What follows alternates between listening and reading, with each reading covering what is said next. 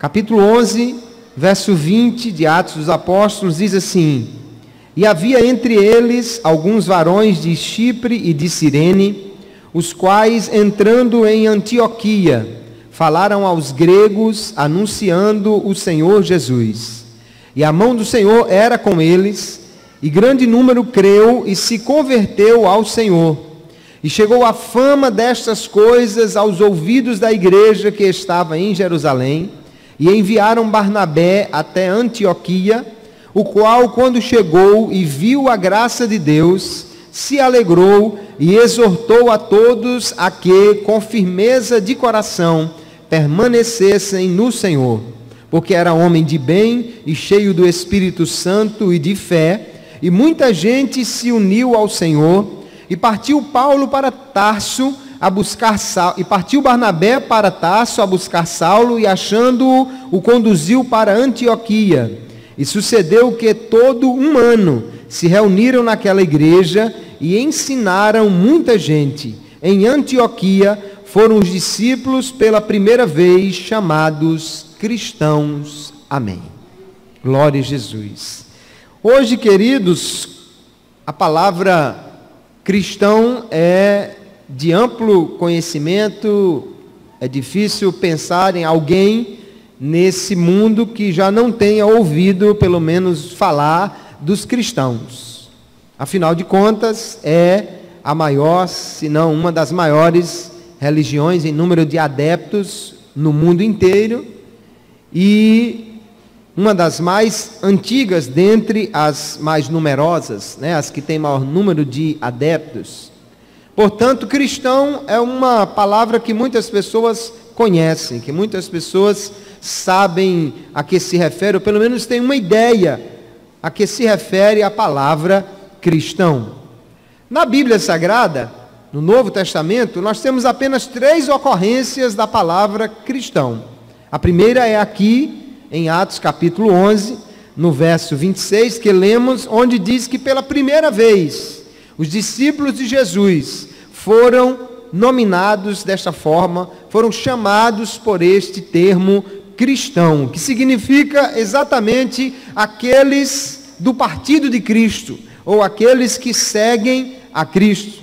Nós vamos encontrar outra ocorrência no mesmo livro de Atos dos Apóstolos, capítulo 26 e o verso 28, na boca de Agripa, que vai dizer: Paulo, por pouco tu queres que eu me torne um cristão. E parece que ali ele usa cristão de uma forma desdenhosa. Ele usa ali cristão de uma forma diminutiva do termo, como que Paulo quisesse que ele se tornasse um fanático, um louco, ou alguma coisa parecida. E a última e a terceira ocorrência desta palavra no Novo Testamento é na epístola de Pedro, a primeira, capítulo 4, verso 16, que ele diz: se alguém sofre como cristão, isto é coisa boa aos olhos de Deus.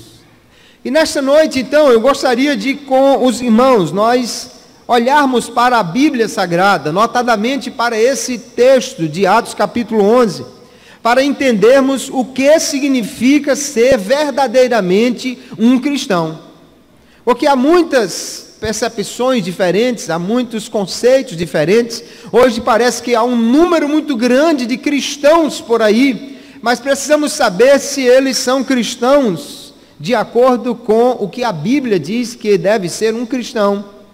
Se são cristãos, nós aqui precisamos testar o nosso conceito de cristão para ver se está de acordo com o que a Bíblia nos ensina, de acordo com o que nós vemos aqui no livro de Atos dos Apóstolos, quando os cristãos surgiram, quando eles começaram a aparecer. E nós poderíamos perguntar então, o que faz de alguém um cristão? Alguém pode dizer: cristão é aquele que participa de uma igreja, é aquele que pertence a uma igreja cristã.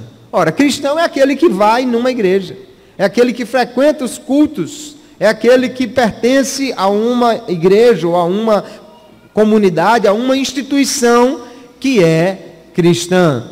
Mas será que apenas isso define o ser cristão? Outro pode dizer, cristão é aquele que usa um símbolo cristão. Se está com a Bíblia debaixo do braço. Se está com um crucifixo no peito. Se está com algum símbolo que identifica ele como cristão, então é um cristão. Mas será que também apenas o uso de um símbolo próprio dos cristãos torna alguém verdadeiramente um cristão? Ou alguém pode dizer, cristão é aquele que segue a doutrina de Cristo. E aí parece que estamos realmente nos aproximando mais da verdade bíblica sobre o que é ser verdadeiramente cristão. Se eu fosse marcar apenas uma destas escolhas, se eu pudesse marcar as três, marcaria as três, porque cristão também pertence a uma igreja, cristão também utiliza símbolos para mostrar a sua fé, mas se fosse para marcar apenas uma opção, eu teria que marcar que cristão é aquele que obedece a Cristo, que segue a doutrina de Cristo. E aí nós podemos entender que, mais do que pertencer a uma igreja, mais do que identificar-se por um símbolo, cristão identifica-se por aquele a quem ele serve, por aquele a quem ele obedece, que é o Cristo. Ora, é óbvio que se nós dissermos que cristão é aquele que pertence a uma igreja cristã, isso não está de todo errado, porque na realidade o cristianismo é uma religião de comunidade. O próprio Senhor Jesus mandou que os discípulos ficassem reunidos. A palavra de Deus diz, não deixemos de congregar-nos. Há muitos mandamentos cristãos que só podem ser cumpridos em comunidade. Ele diz, perdoai uns aos outros, levai as cargas uns dos outros, orai uns pelos outros, tolerai, suportai uns aos outros. São mandamentos que só podem ser cumpridos em comunidade. Se alguém pensa em ser cristão e ficar sozinho lá na sua casa, ele não vai poder viver realmente um cristianismo perfeito, até porque nós temos ordenanças que o Senhor nos deu, que só podem ser feitas em comunidade. O batismo e a Santa Ceia, principalmente, só pode ser feito se tiver mais de uma pessoa, é uma reunião, e ali juntos vão partir o pão e tomar o vinho. Mas será que apenas pertencer a uma igreja define um cristão? Eu creio que não, porque senão nós poderíamos dizer que alguém que entra numa oficina mecânica, por exemplo, automaticamente se torna um mecânico. Se apenas entrar numa igreja ou frequentá-la faz de alguém um cristão, então eu poderia dizer que frequentar uma oficina faz de alguém um mecânico, e isso absolutamente não é verdade. Então os cristãos devem pertencer a uma igreja, devem congregar-se, mas não é apenas isso que define o que é ser um cristão. Alguém pode dizer, cristão então é alguém que usa um símbolo cristão. Desde os tempos mais remotos, o cristianismo utilizou-se de elementos para identificar os cristãos. O primeiro, o mais óbvio, é a cruz, porque a cruz identifica Cristo. O cristianismo fez uma coisa extraordinária. Cristo, na realidade, fez uma coisa extraordinária, que foi tomar um símbolo de derrota, um símbolo de humilhação, um símbolo que era totalmente execrado, totalmente maldito, e transformar em um símbolo de glória, que as pessoas conduzem até com certo orgulho, que o apóstolo Paulo vai dizer, longe de mim gloriar-me, a não ser na cruz de nosso Senhor Jesus Cristo. A Inconfidência Mineira não conseguiu transformar a forca num símbolo de vitória. A Revolução Francesa não conseguiu transformar a guilhotina num símbolo de vitória. Mas Cristo tomou a cruz, com ela matou a inimizade que havia entre o homem e Deus, e transformou num símbolo no qual os cristãos se orgulham de dizer, eu me glorio na cruz, porque nela eu morri para o mundo, e eu vivo para Cristo, aleluia. Há alguns cristãos, talvez por abuso de outros, ou por alguns acreditarem algum esoterismo, algum misticismo aos símbolos cristãos, evitam o uso da cruz. Mas não há símbolo mais identificador do cristianismo do que a cruz.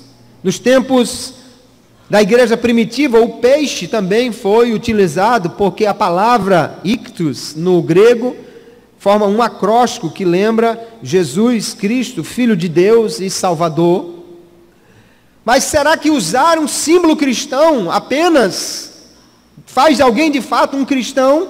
Não. O cristão é muito mais do que isso. Se usar um símbolo cristão apenas torna alguém um cristão, então eu poderia dizer que colocar um estetoscópio no pescoço faz de alguém um médico. E isso não é verdade. Então o cristão, ele se reúne, o cristão, ele usa símbolos. Você nota um cristão quando ele está com a Bíblia, indo para a igreja, alguém diz, ali vai um crente. Bom mesmo é quando ele nem está com a Bíblia e alguém olha e diz, ali vai um crente. Ali vai um homem de Deus. Mas por que você diz isso? Eu não sei, tem alguma coisa diferente ali, mas aquele homem é um crente.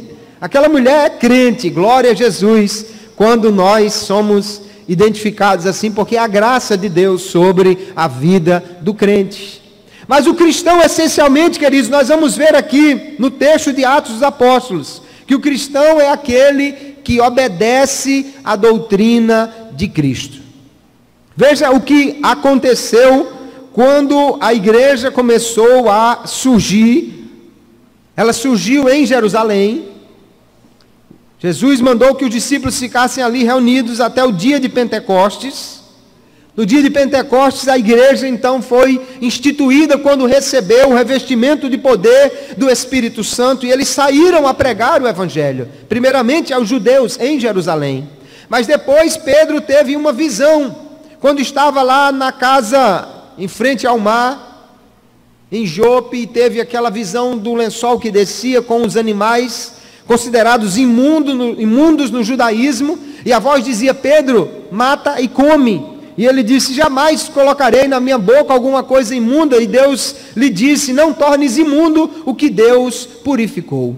Ele entendeu que agora a porta estava sendo aberta para o Evangelho chegar aos gentios. E de fato, alguém já está na sua porta convidando para ir até a casa de Cornélio. Ele prega o Evangelho, aquela família se converte ao Senhor e em seguida são batizados com o Espírito Santo.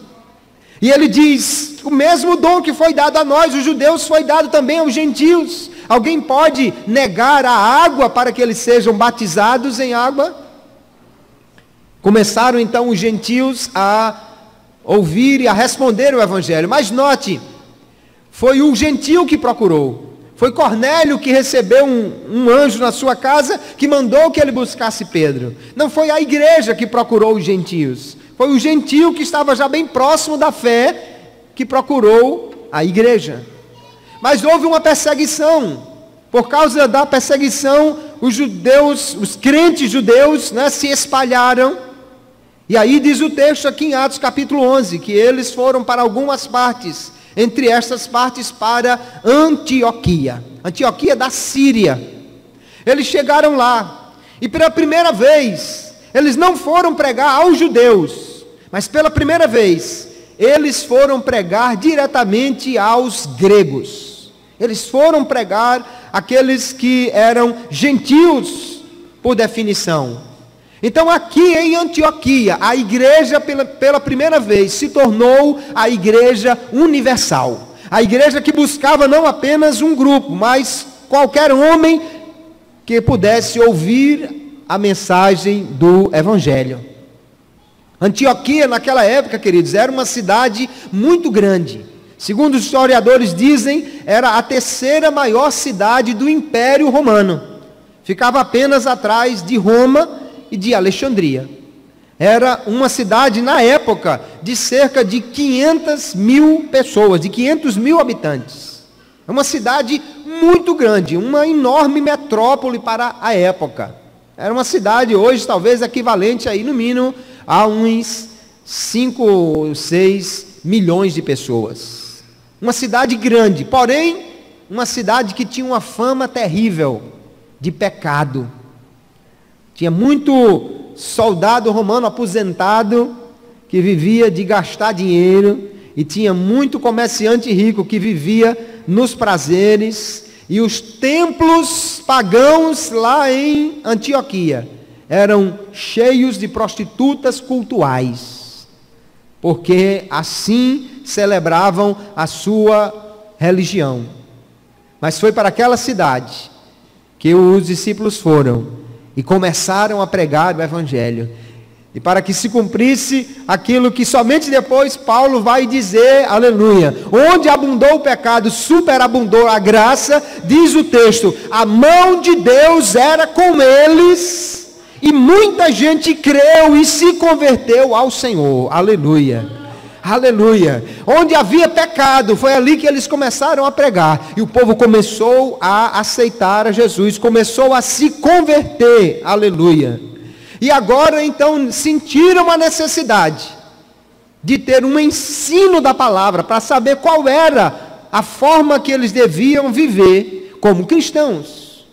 Quando eles se converteram ao Senhor, eles precisavam agora de alguém que lhes ensinasse como um crente em Jesus deve viver. A igreja de Jerusalém mandou para lá Barnabé. Barnabé chegou, ouviu a graça de Deus ali, e ele disse, mas isso não é obra só para mim. Eu acho que já havia uma igreja grande quando Barnabé chegou. Já havia muita gente. Barnabé disse, não, essa classe de discipulado aqui não dá só para mim não.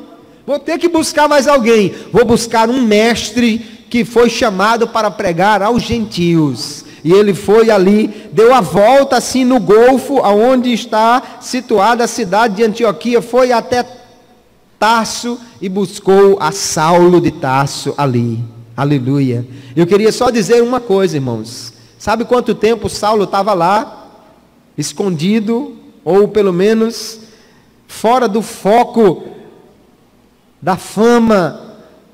Fazia pelo menos 9 anos que Paulo estava lá, pelo menos 9 anos que ele estava lá em Saulo, pregando a palavra. E sabe o que a Bíblia diz? A igreja crescia, o evangelho era proclamado, sem Paulo, porque Deus não precisa de A ou de B, mas Deus tem o tempo certo para levantar alguém para fazer a sua obra. E eu fico impressionado que às vezes alguém, porque faz 1 ano, ou 2, ou 3, que está ali meio na geladeira, já fica preocupado, mas como é que pode o meu ministério, e como é que vai ser isso? Faziam pelo menos 9 anos que Paulo estava lá, mas chegou o dia que Deus levantou uma obra, e o Espírito Santo disse a Barnabé, eu creio, vá buscar Saulo, esta obra é para ele, porque Barnabé já o conhecia, e já sabia que quando Deus o chamou, Deus disse, esse será um instrumento para levar a palavra aos gentios. E Paulo foi para aquela cidade, e eles então começaram a pregar a palavra de Deus, porque o cristianismo, queridos, não é apenas uma religião, que alguém vai a uma reunião, mas o cristão verdadeiro é aquele que obedece à doutrina de Cristo. Cristão é aquele que faz o que Cristo manda. Eu gosto do texto que está lá em Atos dos Apóstolos, mas eu vou me utilizar de algumas menções ao Evangelho de Cristo para vermos como o cristão precisa obedecer à palavra de Cristo. Note que o Senhor Jesus, ele diz lá em João capítulo 8, verso 31, que para alguém ser verdadeiro discípulo dele, precisa obedecer a sua palavra. Ele diz assim, Jesus dizia, pois, aos judeus que criam nele. Veja que ele está falando não às pessoas incrédulas, mas aos crentes, aos que já creram nele. Mas Jesus lhes dizia, se vós permanecerdes na minha palavra, verdadeiramente sereis meus discípulos. Discípulo não é aquele que frequenta, discípulo não é aquele que simplesmente está ali, vez por outra. Discípulo é aquele que permanece na palavra de Jesus, ou seja, aquele que obedece aos mandamentos do Senhor. Não é cristão apenas aquele que uma vez foi matriculado, inscrito, arrolado numa igreja, nem mesmo aquele que uma vez foi batizado. Cristão é aquele que obedece a Cristo, que segue a palavra do Senhor. Jesus diz: vocês creram em mim, muito bem, que maravilha, mas se vocês quiserem ser verdadeiramente meus discípulos, vocês precisam permanecer na minha doutrina, permanecer na minha palavra. Aleluia. É impossível então alguém, queridos, ser um cristão sem obedecer a Cristo. Um cristão que não faz o que Cristo manda é uma contradição de termos. Um cristão que diz que é cristão, mas que não faz aquilo que a palavra de Cristo diz que ele deve fazer, na realidade é um pseudo-cristão. Ele está enganando a si mesmo quanto à sua fé, porque o cristão verdadeiro é aquele que obedece a palavra de Cristo. Note que a igreja aqui em Antioquia, ela experimentou um grande número de conversões, mas eles precisavam permanecer. Barnabé disse: vocês precisam permanecer nessa palavra. E como permanecer? Eles tinham que conhecer a doutrina de Cristo, a palavra de Cristo. Então os cristãos ali creram em Jesus. Note que a palavra diz claramente que eles se converteram. Porque quando alguém aceita Jesus, a palavra de Deus diz que essa pessoa agora é uma nova criatura. Os hábitos das pessoas em Antioquia não eram nada bons. Era uma cidade pecaminosa, uma cidade cosmopolita que tinha todo tipo de diversão, de prazeres. Uma cidade que já tinha, por essa época aqui, uns 350 anos quase que tinha sido fundada. Quase pouco menos do que a idade da cidade de Natal. Era uma cidade muito grande, uma cidade onde havia muitos recursos. E havia todo tipo de prazeres oferecidos ali. Mas aqueles homens se converteram ao Senhor e começaram a viver uma vida diferente. O cristão, queridos, é alguém que agora é uma nova criatura. Se você aceitou a Jesus, você agora é contado como uma pessoa diferente. Aleluia. Você agora é contado como uma pessoa que segue um outro código de conduta. Alguém pode dizer: todo mundo faz assim, mas você agora não é mais todo mundo, você agora é um crente em Jesus. Alguém pode dizer: mas todas as pessoas mentem, todas as pessoas fazem assim, todos os homens traem as mulheres, os jovens colam na prova, todo mundo faz desse jeito, mas você agora não é mais todo mundo, você agora é regido por um novo código de conduta, porque você agora é um cristão.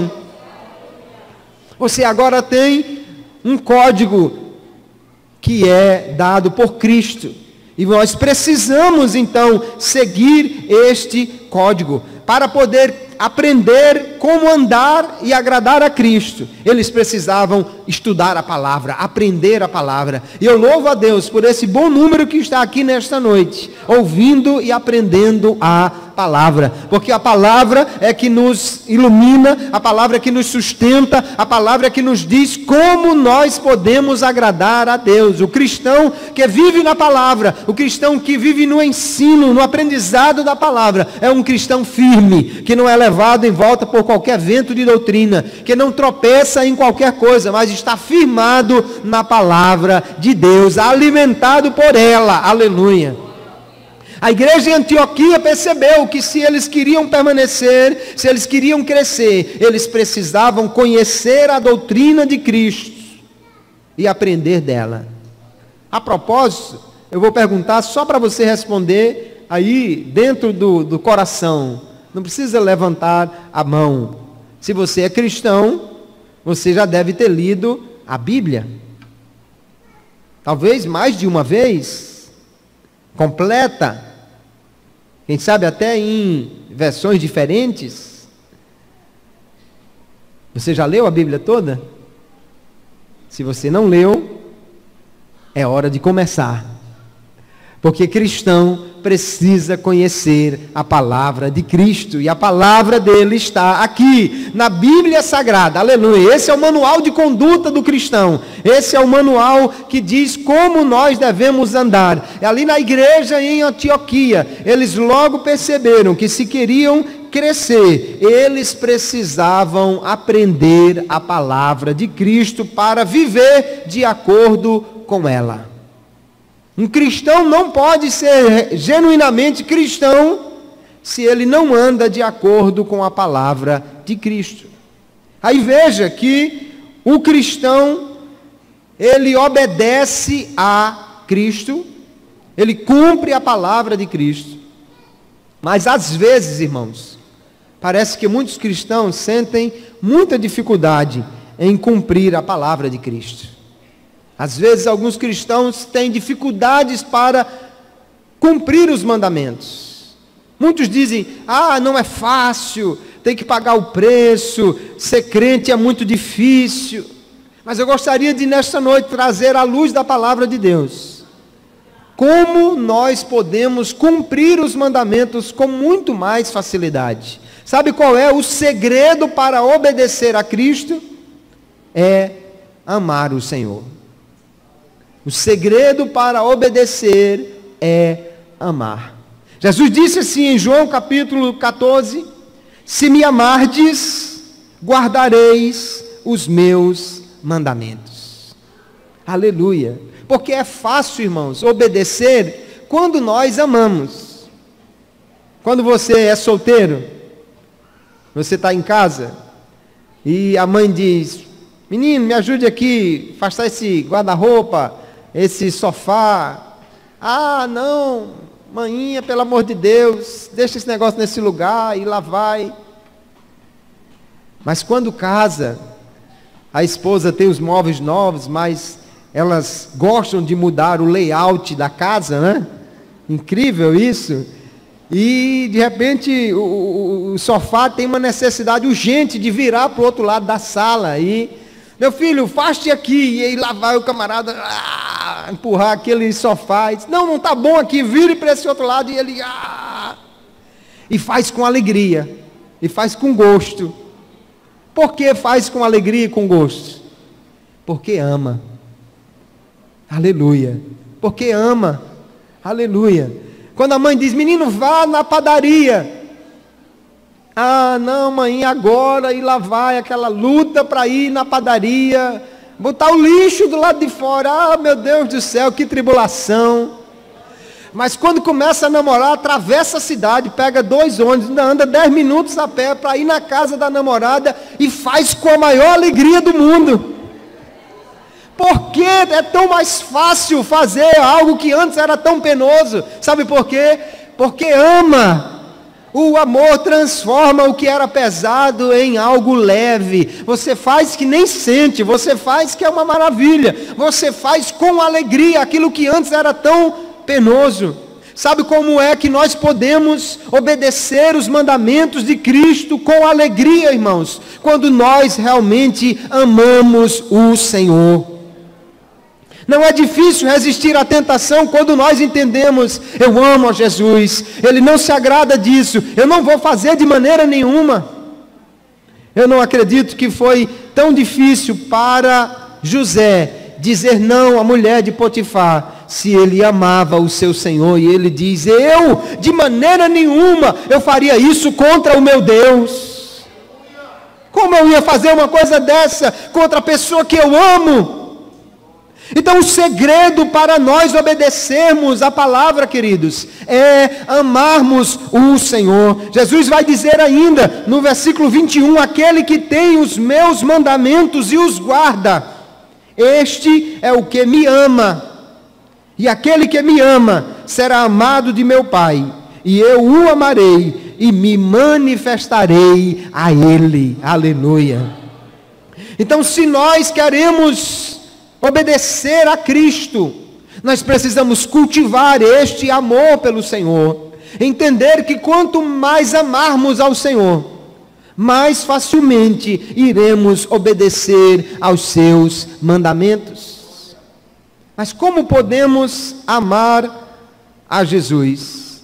Como podemos obedecer a Ele e amá-lo? Nós só podemos obedecer a Cristo se nós realmente o amarmos. E para amá-lo, queridos, nós precisamos conhecer quem é Jesus. Porque você não pode amar aquele que você não conhece.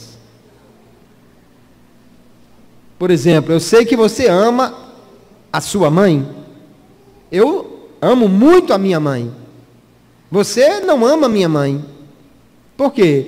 Porque você não a conhece. Se você a conhecesse, você a amaria, com certeza. Você a amaria com toda a convicção, porque ela é totalmente amável. Mas você não conhece, então você não ama. Eu também não amo sua mãe. Por quê? Porque não a conheço. Não dá para amar alguém que você não conhece. E eu creio que muitos cristãos têm dificuldade para amar o Senhor, porque não conhecem quem Ele é de fato. Aleluia. Quando você começar a conhecer o Deus extraordinário, o Deus que não teve dúvidas de ir até a cruz e morrer por nós, o Deus que sofreu as chicotadas, os açoites, que sofreu ali as calúnias em meu lugar para me salvar, aleluia, o Deus que prometeu estar conosco e não falha, o Deus que me sustenta, o Deus que é a minha provisão, o Deus que não deixa faltar nada a mim, que tem me abençoado, aleluia. Quando nós conhecemos este Deus, irmãos, é impossível não amá-lo. Aleluia, é impossível não amá-lo, porque Ele é totalmente amável. João vai conhecer muito bem isso, e ele diz assim, olha, aquele que não ama, não conhece a Deus, porque Deus é amor. O segredo para amar é conhecer a Ele. E conhecer a Cristo é conhecer a sua palavra. Leia a palavra de Deus. Faça como os crentes de Antioquia, estude a palavra de Deus. Quanto mais você lê a palavra, você vai conhecer Jesus. Você vai saber que Ele é o pão vivo que desceu do céu. Você vai saber que Ele é aquele que deu-se completamente em nosso lugar. Não há nenhum outro Deus como o nosso Deus.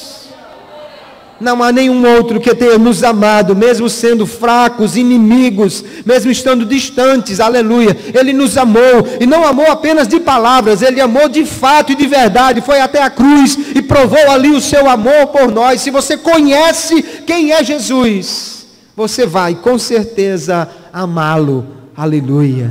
E quanto mais você o ama, quanto mais você o conhece, mais você o ama. Quanto mais você o ama, mais fácil será obedecer a sua palavra. Glória a Jesus. Então é impossível ser cristão sem conhecer a Cristo, sem amar a Cristo e sem obedecer a Cristo. Eu vejo alguns cristãos que raramente ou nunca leem a Bíblia. Um dia eu estava pregando para um cristão, ou pelo menos alguém que se dizia cristão, junto com uns irmãos. E um irmão estava ali tomando a palavra e falando, e ele disse, não lembro como na pregação ele falou em Moisés. E quando ele citou Moisés, aquele homem disse, mas espera aí, eu leio a Bíblia, eu conheço a Bíblia, como é que você vem falar para mim de Moisés? Um homem que negou Jesus 3 vezes por causa de um galo. Aquele homem não conhecia a Bíblia. Ele achava que lia a Bíblia, que conhecia a Bíblia. Ele estava totalmente equivocado. Sabe que tem pessoas que dizem que lê a Bíblia. Sabe que tem pessoas até que costumam ter a Bíblia aberta lá na sua estante, mas não conhecem o Deus da Bíblia. Como podem amar um Deus que eles não conhecem? Jesus disse à mulher samaritana, vocês adoram o que vocês não conhecem, mas nós adoramos quem nós conhecemos. Aleluia, é totalmente diferente, minha irmã, você sabe disso, quando você se levanta de madrugada para orar ao Senhor, aleluia, aquele Deus que já no outro dia supriu a necessidade, aquele Deus que trouxe de volta o filho que estava nas drogas, aquele Deus que curou uma enfermidade que o médico disse que não tinha jeito, quando você dobra os seus joelhos para falar com esse Deus que você conhece, aleluia, você diz, meu amigo, meu amor, minha paixão, minha vida, meu Senhor, aleluia. Você fala de quem você conhece. Como alguém pode ser um cristão e não conhecer de fato quem é Jesus? Quando não conhece, não ama. Quando não ama, os mandamentos se tornam pesados. Aleluia. Veja que João diz assim, olha, aquele que diz, eu o conheço, e não guarda os seus mandamentos, é mentiroso, e nele não está a verdade. É impossível um cristão que diga, não, eu sei quem é Jesus. Ah, você conhece o Jesus do filme da Páscoa. Você conhece o Jesus da peça lá de teatro na rua. Mas você não conhece o Jesus do Evangelho. E nem conhece o Jesus que opera milagres na vida dos crentes. Porque se conhecesse, guardaria os seus mandamentos. Aquele que diz, eu conheço Jesus, eu sou cristão, e não anda de acordo com Cristo, não é um cristão de verdade. A igreja de Antioquia percebeu que se queria ser cristão de verdade, precisava conhecer a palavra de Deus. E diz o texto bíblico que Paulo foi com Barnabé e passaram um ano inteiro ensinando ali a palavra de Deus. Aleluia. Eles foram aprender para poder conhecer, para poder amar, para poder obedecer a palavra do Senhor. Aleluia. O cristão então obedece a Cristo. E ele faz isso não porque é obrigado. Ele não faz isso porque é imposto. Ele não faz isso porque se não fizer vai ser jogado no inferno. Ele não faz isso, obedece a Cristo só porque ele tem benefícios. Mas ele obedece porque ele ama a Cristo. E nós precisamos aqui fazer uma autoavaliação, irmãos. Se ainda é muito pesado para nós cumprir os seus mandamentos. Se ainda é muito difícil para nós obedecer a palavra do Senhor. Se às vezes quando queremos fazer alguma coisa, o Espírito fala ao coração dizendo, não faça isso. Nós ainda assim fazemos. Se temos ainda dificuldades para obedecer, é porque, infelizmente, ainda não o amamos o suficiente. Quando alguém ama de coração, quando alguém ama completamente, não tem dificuldades para fazer aquilo que agrada o outro. Você conhece certamente histórias de maridos que atravessaram a cidade de madrugada procurando um doce de abóbora, procurando um picolé de jaca ou qualquer outra coisa completamente complicada de se achar, procurando manga numa época que não tem manga, morango numa época que não tem morango em canto nenhum, mas que foram à procura, porque a esposa grávida estava desejando e eles se enfrenharam nessa aventura. Por quê? Porque amavam, aleluia, porque amam, aleluia. Não é difícil obedecer a Cristo quando nós o amamos. O cristão obedece a Cristo porque o ama. A palavra de Deus diz assim, porque este é o amor de Deus, que guardemos os seus mandamentos. E porque o amamos, aí o texto diz, ora, os seus mandamentos não são penosos, não são muito pesados, não são duros de carregar, não. Pergunte a quem ama se é ruim fazer o que agrada a outra pessoa. Pergunte ao namorado se ele acha ruim voltar tarde da noite da casa da namorada. Eu às vezes perdi o horário do ônibus, voltava a pé que não tinha ônibus. Por quê? Que insensatez! É o amor, aleluia. É o amor que faz estas coisas. Um cristão que ama a Jesus, que ama ao seu Senhor, não sentirá dificuldades para cumprir os seus mandamentos. Se ainda olhamos para os mandamentos, se ainda achamos difícil cumpri-los, precisamos nesta noite dizer, Senhor, eu quero te conhecer melhor, eu quero te amar mais, eu quero que o Senhor me dê mais amor, eu quero que o Senhor encha o meu coração de amor, Porque se nós amamos, queridos, nós guardamos os seus mandamentos, e isso não é difícil, não é pesado. Porque quem ama não acha pesado agradar o objeto do seu amor, a pessoa amada. Nós precisamos entender que cristão é aquele que obedece a Cristo. Mas o cristão não obedece por medo. O cristão obedece porque ama o Senhor a quem ele conhece.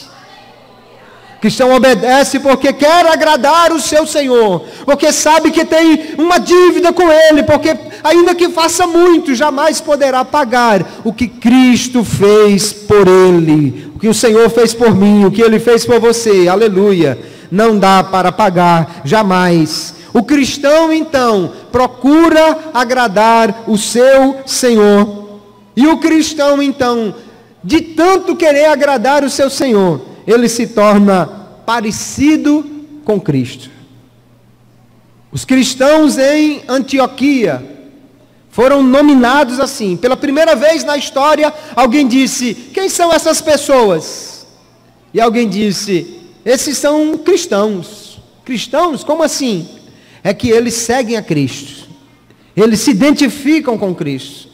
Eles começaram a cumprir ali uma série de mandamentos de Cristo, que os tornaram diferentes daquela sociedade, e eles foram destacados.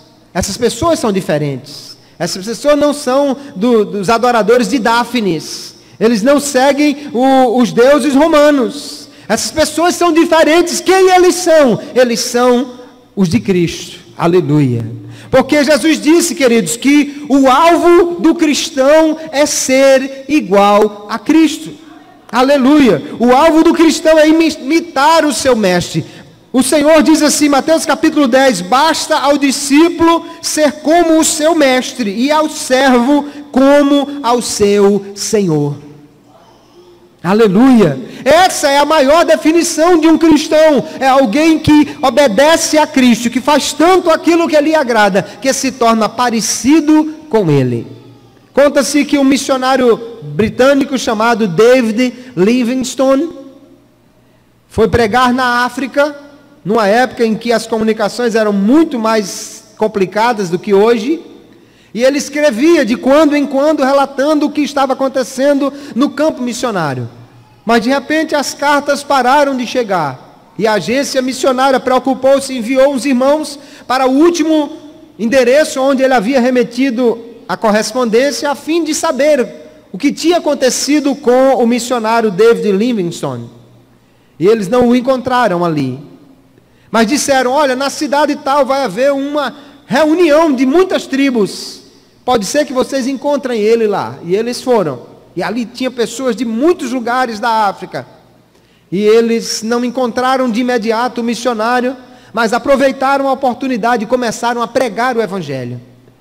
E começaram a falar de Jesus, que Jesus era bom, que Jesus era misericordioso, que Jesus operava milagres, que Jesus salvava. E alguém no meio da multidão disse assim: olha, essa pessoa de quem você está falando é um sujeito branco, alto, que usa um chapéu engraçado, porque se for, ele passou a semana passada na minha aldeia, e ele estava falando de David Livingstone.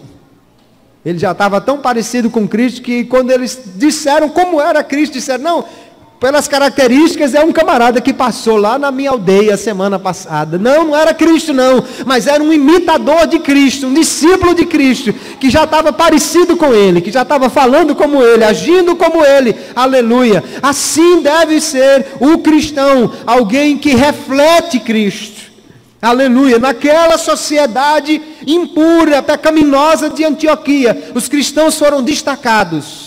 Esse grupo não é igual aos outros, é diferente. Por quê? Porque eles seguem a Cristo. O discípulo então, queridos, só alcança a sua perfeição quando ele imita o seu mestre. Ser parecido com o seu mestre é o alvo do discípulo, é a perfeição do discípulo. Jesus disse assim: o discípulo não está acima do seu mestre. Todo aquele que for perfeito será como o seu mestre. Perfeito aqui é um discípulo tão bem instruído, é um discípulo tão bem discipulado, que ele anda parecido com Jesus, ele imita a Cristo, ele reflete a Cristo. E a maior complicação do cristianismo, irmãos, é porque existem muitos cristãos por aí que não parecem nada com Cristo. E pessoas como Mahatma Gandhi dizia: eu gosto do Cristo, mas não gosto dos cristãos. Eu admiro muito o Cristo, mas eu não gosto dos cristãos. Por que ele dizia isso?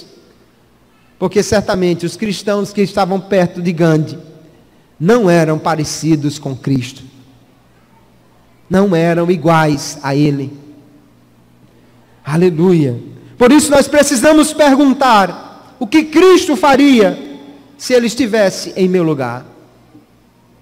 Se fosse Jesus dirigindo o carro no trânsito quando levasse uma trancada, se fosse Jesus naquela hora que o sujeito furou a fila, tomou a sua vez, se fosse Jesus lá na sua empresa e alguém passou a perna e tomou o aumento ou a promoção que era para você, o que ele faria? Se fosse Cristo na hora da prova no colégio e não estudou direito, o que ele faria? Se fosse Cristo que morasse na sua casa e o vizinho varresse o lixo para frente da sua casa, o que Jesus faria? Então nós precisamos perguntar: se nós somos cristãos, o que Jesus faria se estivesse em meu lugar? Porque cristão, queridos, deve imitar a Cristo, aleluia. Como Jesus fez, nós devemos fazer também. Veja que o Senhor, Ele requer isso de nós. Ninguém pode ser um cristão verdadeiro e agir diferente de Jesus. Ninguém pode ser um cristão verdadeiro e não fazer aquilo que Jesus faria. Veja como o apóstolo João define: aquele que diz que está nele, também deve andar como ele andou. Você é cristão? Então ande como Cristo, fale como Cristo, passe no sinal vermelho como Cristo, pague os impostos como Cristo, aleluia.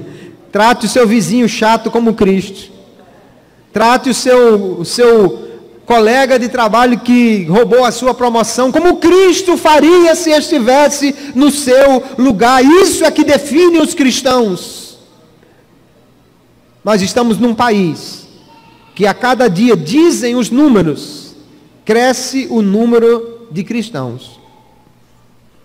Há 100 anos atrás éramos 0, alguma coisa por cento. Há 50 anos atrás éramos talvez 8%, 7% da população. Hoje dizem somos mais de 20% da população. Mas a pergunta que eu quero fazer é: o Brasil está menos corrupto, menos violento, mais santo? Então o que estão fazendo os 20% de evangélicos neste país? Porque quando éramos 1% e quando somos 20%, o impacto na sociedade é o mesmo. Quando chegarmos a 100%, queira Deus que isso aconteça, o Brasil será totalmente santo, justo e bom? Ou cristãos vão agir como não conhecessem a Cristo, como se não conhecessem o Mestre, como se não tivessem um modelo para seguir, que são cristãos, mas não andam como Cristo andou? Precisamos refletir sobre isto, queridos. Se somos cristãos, precisamos andar como Cristo, falar como Cristo, fazer como Cristo, aleluia, faria se estivesse em nosso lugar, porque isso é que define o ser cristão. Os cristãos foram chamados assim em Antioquia, porque eles refletiam Cristo, porque eles eram diferentes daquela sociedade, porque eles agiam diferentes daquele grupo de muitos pecadores que existiam ali, por isso eles foram chamados cristãos. Mas cristão não é apenas um comportamento, também há algumas coisas que o cristão deve fazer, e nós vamos ver que os cristãos ali em Antioquia, não somente eles obedeciam a palavra, procuravam conhecer a palavra, não somente eles viviam de forma diferente, mas a Bíblia mostra que os cristãos ali anunciavam a Cristo. Veja, os de Cirene, os de Chipre vieram e pregaram lá. Mas depois que eles pregaram, o texto diz que Barnabé foi lá e trouxe Paulo e ensinaram muita gente ali, mas diz o texto que naquela cidade, verso 24, muita gente se uniu ao Senhor. Não foram só os de fora que vieram pregar, não. Agora os crentes de Antioquia estavam pregando a palavra. E isso tanto é verdade, irmãos, que no capítulo 13, eles se tornaram a primeira igreja missionária. A primeira igreja a enviar missionários para o mundo foi a igreja de Antioquia. Essa igreja cresceu com uma chama missionária, com um desejo de pregar o evangelho, e quando chega logo mais adiante, eles vão pregar a Cristo, porque eles entendiam, pregar o evangelho não é simplesmente uma coisa que nós podemos fazer ou não fazer, pregar o evangelho é uma ordem que recebemos de Cristo. Se obedecemos a Cristo, então devemos pregar o evangelho, porque foi o mestre quem nos mandou dizendo, ide por todo mundo e pregai o evangelho. Então os cristãos ali em Antioquia, eles estavam fundamentados na palavra. Por essa palavra entenderam que deviam pregar o evangelho. E eles pregavam a outros, até mesmo missionários eles enviaram, porque entenderam que precisavam pregar, porque Cristo mandou fazer isso. É a palavra do Senhor, Mateus 28 e 20, que diz, portanto, ide, ensinai todas as nações, batizando-as em nome do Pai, e do Filho e do Espírito Santo, ensinando-as a guardar todas as coisas que eu vos tenho mandado, e eis que eu estou convosco todos os dias até a consumação dos séculos. Amém. Isso foi uma ordem de Jesus. Jesus disse, vocês não somente devem guardar, vocês não somente devem guardar a minha palavra, mas vocês devem também ensinar outros a guardar esta palavra. Vocês devem também pregar a outros.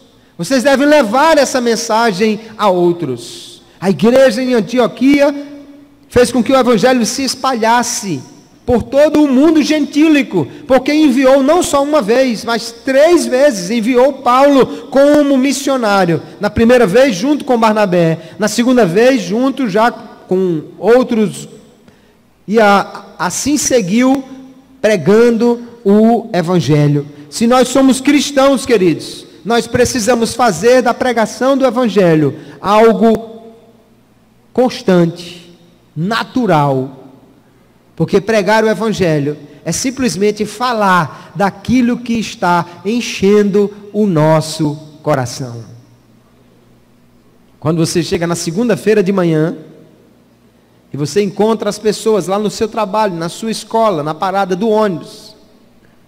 Tem umas que estão fervilhando de futebol. Ah, o meu time ontem, viu aquele gol, meu amigo, olha aí o goleiro, e lá vai aquela coisa. Ele não fala de outra coisa, porque ele está empolgadíssimo com o esporte no fim de semana. Tem outros que assistiram os reality shows e estão comentando, mas tu viu, fulaninha saiu, ficou, fez isso, fez aquilo, e como é que pode, e aquilo outro. E quando você encontra um crente na parada de ônibus, quando você encontra um crente lá no seu trabalho, de que ele fala? O que está fervilhando no seu coração? O que é que enche o seu coração, que transborda? Aleluia. Se você encontrar com ele na parada, ô meu irmão, que maravilha, eu queria encontrar o Senhor. Olha, o culto ontem foi uma bênção, meu irmão. Jesus curou, batizou. Olha, a palavra foi extraordinária, irmão. Eu acordei hoje ainda me lembrando daquela palavra. Eu estou ainda aqui, olha, cantando um hino que a gente cantou ontem à noite na igreja, porque Jesus é bom, Jesus é maravilhoso. Olha a palavra dele, eu li hoje de manhã, irmão, esse texto aqui. Aleluia. Quando você encontra um crente assim, irmão, você não precisa perguntar o que está no coração dele. Está transbordando, aleluia, está transbordando. Agora, se você encontra o crente na parada de ônibus de manhã e ele só fala do futebol, do reality show ou de qualquer outra coisa, onde está o Senhor que deveria encher o seu coração? Onde está a palavra que deveria borbulhar da sua boca, porque dela estaria cheio o seu coração? Nós somos cristãos quando Cristo domina tanto a nossa vida, que nós não podemos, como diziam os crentes da igreja de Jerusalém, não podemos deixar de falar daquilo que temos visto e ouvido, aleluia. Não posso deixar de falar do que o Senhor tem feito na minha vida, do que tem acontecido no meio de nós, irmãos. Há pessoas por aí precisando urgentemente de uma palavra de esperança, de uma palavra de restauração, de uma palavra de vida, e essa palavra está no seu coração, aleluia. Você vem aqui para ouvir a palavra, para aprender a palavra, para receber de Deus, aleluia, aquilo que você deve repartir com os famintos que estão lá fora. Os cristãos em Antioquia pregavam a palavra, enviavam missionários, por isso foram chamados cristãos. E a última coisa, a última característica nessa igreja que eu vejo, por isso que eles foram chamados cristãos, é que o cristão contribui com a obra de Deus. Vieram profetas da parte de Jerusalém, Ágabo chegou lá, e pela revelação do Senhor disse que haveria uma grande fome, e a igreja de Jerusalém já estava em dificuldades. Vamos lembrar que eles estavam sob perseguição. Quem está sendo perseguido, procurado para ser morto, não pode trabalhar no comércio, não pode manter o seu comércio, não pode agir livremente. Vamos lembrar que Paulo estava pegando os cristãos e lançando na prisão. Vamos lembrar que o Tiago foi morto, que Pedro foi preso. A igreja de Jerusalém experimentou um período grande de perseguição. E também diz o texto que eles vendiam o que tinham e dividiam entre si.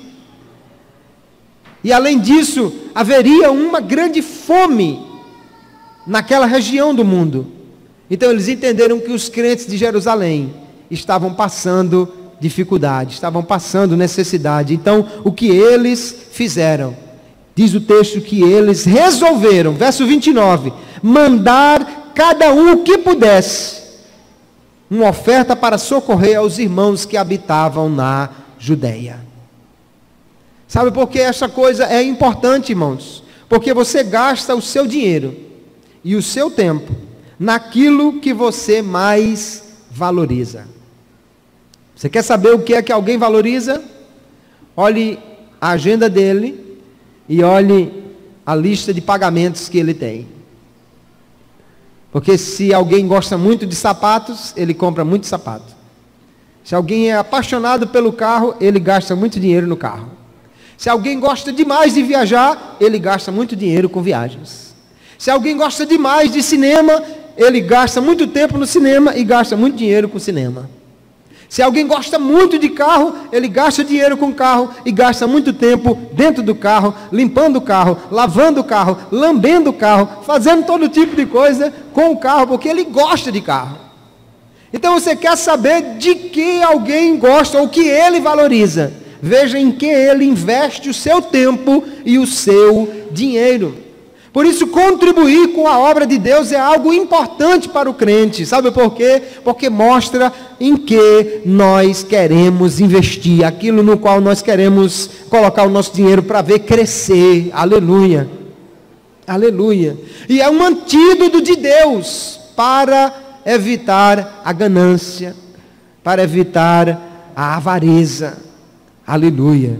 Os crentes ali, eles ofertaram para ajudar os cristãos necessitados. Não havia na época ainda necessidade de construir templos. Não havia na época necessidade de comprar som, equipamento, ar-condicionado. Não havia essa necessidade. A necessidade ainda era muito básica. Mas vamos lembrar que logo adiante essa mesma igreja vai enviar missionários. E quando envia missionários, precisa sustentar os missionários. Hoje nós vivemos uma outra realidade. O templo tem ar-condicionado, tem impostos, tem água, tem luz, tem telefone. O templo tem som. O templo tem, nós temos uma rádio, e ela não funciona se não pagar a energia, os funcionários e tudo mais. Nós temos missionários espalhados por diversos países. Nós temos obreiros no interior, em cidades às vezes que não têm condição de crescer sozinhas. E tudo isso, queridos, precisa do nosso investimento. Eu aprendo com a igreja de Antioquia que o dinheiro que Deus coloca no bolso do crente é para ele também investir na obra de Deus. Eu acho lindo porque o texto não diz aqui que precisou de fazer uma grande campanha. Quando o profeta disse que haveria uma fome, o Espírito Santo falou ao coração e os crentes de Antioquia disseram: nós precisamos mandar uma oferta para os irmãos. Os irmãos vão passar necessidade. E a palavra de Deus lá em Gálatas 6:6, o apóstolo Paulo diz assim: o que foi instruído na palavra, reparta os seus bens com aquele que o instrui. E a igreja de Antioquia entendeu: se Jerusalém mandou alguém aqui para pregar o evangelho a nós agora precisamos também contribuir com os crentes de Jerusalém que estão necessitados. E assim eles contribuíram, inclusive com missionários como Paulo, e fizeram aquela igreja crescer, e fizeram a obra de Deus crescer, e fizeram o evangelho chegar a outras partes, porque contribuíram. E a palavra de Deus diz: cada um contribua segundo propôs no seu coração, não com tristeza ou por necessidade, porque Deus ama ao que dá com alegria. O crente contribui não é por causa do devorador. O crente contribui não é por causa da janela do céu. O crente contribui não é porque se ele não contribuir está debaixo de maldição, não. Em Cristo nós já somos abençoados com toda sorte de bênção. O crente contribui porque ama a obra de Deus, porque tem alegria em ver o evangelho sendo propagado, aleluia, porque tem alegria de ver a obra de Deus sendo realizada. Por isso o Novo Testamento não fala mais nos termos do antigo para a contribuição, mas ele diz: dê com alegria. É isso que Deus quer. Deus ama o que dá com alegria, porque Deus não está querendo simplesmente o seu dinheiro. O que Deus está querendo é a sua entrega na obra, é você entender que está financiando o reino de Deus, a obra de Deus. Nós precisamos muitas vezes, irmãos, fazer uma série de coisas, fazer até sorteios, fazer sopa, fazer uma série de coisas. Sabe por que nós precisamos fazer isso tudo? Eu vou ser bem sincero com você. Porque todos os crentes não são dizimistas.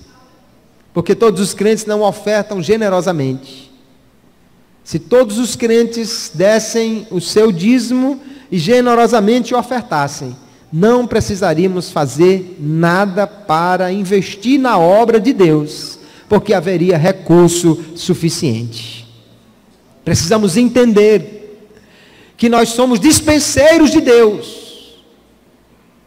E eu fico bem tranquilo para falar isso aqui, porque não recebo o salário dessa igreja. Todo o dinheiro que você põe na salva não vem para o meu bolso, não. Eu só recebo uma ajuda de custo para a gasolina, porque eu moro bem distante daqui. O dinheiro é aplicado aqui.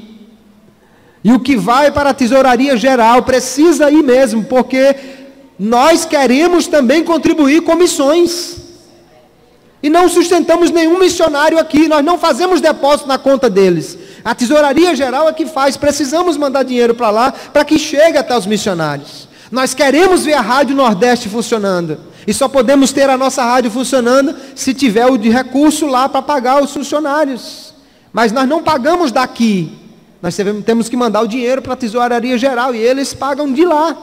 Os obreiros do interior, as famílias missionárias, tudo isso, queridos, precisa de recurso que temos que enviar lá. Recursos são aplicados aqui, e pela graça de Deus estão sendo aplicados. Eu não vou entrar em detalhes, não vou falar em valores, mas você sabe o que está sendo feito. Se você não sabe ainda, pergunte a alguém que sabe, ou dê uma descidinha aqui, dê uma olhadinha por aqui, que você vai ver que está sendo investido dinheiro aqui, e está sendo enviado dinheiro para lá. Mas nós poderíamos fazer melhor, se cada crente fosse como um crente de Antioquia. Ah, meu irmão, vai ter essa necessidade, então eu vou ofertar, eu vou contribuir. Deus ama o que dá com alegria. Glória seja dada ao nome de Jesus. Então, queridos, o que é um cristão? Os discípulos de Jesus, os crentes de Antioquia, foram identificados como cristãos.